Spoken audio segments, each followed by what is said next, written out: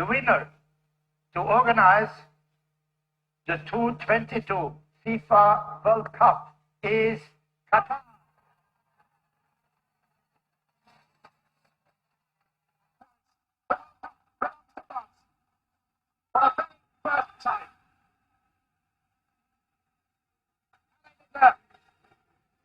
Hello friends, जैसा कि हम लोग जानते हैं कि इस बार का FIFA world cup Qatar host कर रहा है। कतर ने वर्ल्ड कप को होस्ट करने के लिए 200 बिलियन डॉलर से भी ज़्यादा अमाउंट स्पेंड कर दिया है, जिसमें उसने 7 नए स्टेडियम, कई सारे होटल्स और अपने रोड इंफ्रास्ट्रक्चर को डेवलप किया है। यहाँ तक कि कतर ने एक पूरा नया मेट्रो सिस्टम डेवलप किया है। तो आप लोग बोलेंगे इसमें कौन सी गड़बड़ बात है, कतर फीफा से रुपए कमा ही लेगा, लेकिन ऐसा नहीं है। अकॉर्डिंग टू रिपोर्ट्स, कतर इस वर्ल्ड कप को होस्ट करने से बस 15 से 20 बिलियन डॉलर का ही रेवेन्यू जनरेट करेगा। ऐसा क्यों? क्योंकि जो भी टिकटिंग और मर्चेंडाइज से जो रेवेन्यू जनरेट होता है, उसका एक लार्ज पोर्शन फीफा या ओलंपिक एसोसिएशन को जाते हैं। इसको समझने के लिए आप ग्रीक की इकोनॉमिक क्राइसिस पढ़ सकते हैं। तो यहाँ पे सवाल ये उठता है कि कतर क्यों ये लॉस मेकिंग स्टेप ले रहा है, या मैं ऐसे पूछूं, क्या कतर का कोई जियोपॉलिटिकल प्रोपोगेंडा है इस वर्ल्ड कप को होस्ट करने के लिए? तो जवाब है हाँ। कतर का एक प्रोपोगेंडा है इस वर्ल्ड कप को होस्ट करने के लिए, और उसको समझने के लिए हमें कतर के 3 सबसे बड़े चैलेंजेस को समझना पड़ेगा। कतर का जो सबसे पहला चैलेंज है वो है कतर की इकोनॉमी का ऑयल पे और गैस सप्लाई पे ज़्यादा डिपेंड करना। कतर का 60% ऑफ जीडीपी सिर्फ ऑयल एंड गैस एक्सपोर्ट से आता है। और पेरिस क्लाइमेट एग्रीमेंट के मुताबिक जो वर्ल्ड की टॉप 3 ऑयल कंज्यूमर नेशन हैं, यूएसए, चाइना एंड इंडिया, उन्हें बाय 2050 अपने नेट एमिशन को 0 पे लाना है। और अगर ऐसा हुआ तो ब्रिटिश टाइम्स के अकॉर्डिंग जो ऑयल के प्राइसेस हैं वो आज के कंपैरिजन में 70% डाउन चले जाएंगे, जिससे कतर की इकोनॉमी पूरी कोलैप्स कर जाएगी। दूसरा चैलेंज जो कतर के सामने है वो है उसकी सिक्योरिटी। कतर एक बहुत छोटा सा देश है जिसमें कुछ गिने चुने ही सैनिक हैं, 20,000 समथिंग। और कतर को सिक्योरिटी प्रोवाइड करता है अमेरिका। अब किससे सिक्योरिटी प्रोवाइड करता है? उसके 2 सबसे बड़े दुश्मन हैं, एक है यूएई, दूसरी तरफ है सऊदी। अब जिस दिन अमेरिका ने सिक्योरिटी हटाई, उस दिन ये दोनों या इन दोनों में से कोई एक कतर पे अटैक करके कतर को कब्जा लेंगे। अब आप सोचेंगे अमेरिका क्यों सिक्योरिटी हटाएगा? अरे जब ऑयल की डिमांड रहेगी नहीं तो अमेरिका क्यों अपने सोल्जर्स को वहां पे रखेगा? वो तो अपने सोल्जर्स को जैसे अफगानिस्तान से वापस बुला लिया वैसे बुला ही लेगा। तो कतर की सिक्योरिटी कतर की गवर्नमेंट के लिए एक सबसे बड़ा चैलेंज है।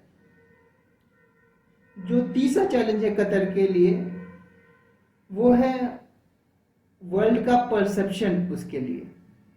अगर मैं आपसे बोलूं, इन केस मैं आपसे बोलूं कि मैं सिंगापुर जा रहा हूँ घूमने, आप लोग सोचेंगे क्या बढ़िया शहर घूमने जा रहा है, एकदम मस्त मस्त बिल्डिंग, एकदम तगड़ा शहर है। या मैं बोलूँ कि मैं दुबई जा रहा हूँ, तो दुबई भी एक बहुत तगड़ी टूरिस्ट प्लेस है। बट अगर मैं आपसे ये बोलूँ कि मैं कतर घूमने जा रहा हूँ, आप लोग क्या सोचेंगे? आप लोग सोचेंगे कि कहाँ रेगिस्तान में मरने जा रहे हैं, उससे बड़े ये अपना राजस्थान घूम के आ जाए। तो सिमिलरली वर्ल्ड के लिए कतर का परसेप्शन सिर्फ एक रेगिस्तान देश है जिसमें तेल पैदा होता है, इसके अलावा और कुछ नहीं। और कतर इसी परसेप्शन को चेंज करना चाहता है। तो इन तीनों चैलेंजेस को रिजॉल्व करने के लिए Qatar FIFA world cup host कर रहा है। अब आप बोलोगे कि फीफा वर्ल्ड कप कैसे होस्ट करके कतर ये चैलेंजेस रिजॉल्व कर लेगा। तो एक बहुत पुरानी टेक्निक है जिसे हम लोग स्पोर्ट्स वॉशिंग कहते हैं। ये टेक्निक हिटलर के ज़माने से है। जब 1923 में जर्मनी में सीवियर इकोनॉमिक क्राइसिस था, उसकी पूरी इकोनॉमी कोलैप्स कर गई थी, तो वर्ल्ड का जो परसेप्शन था जर्मनी के लिए एक बहुत नेगेटिव परसेप्शन था।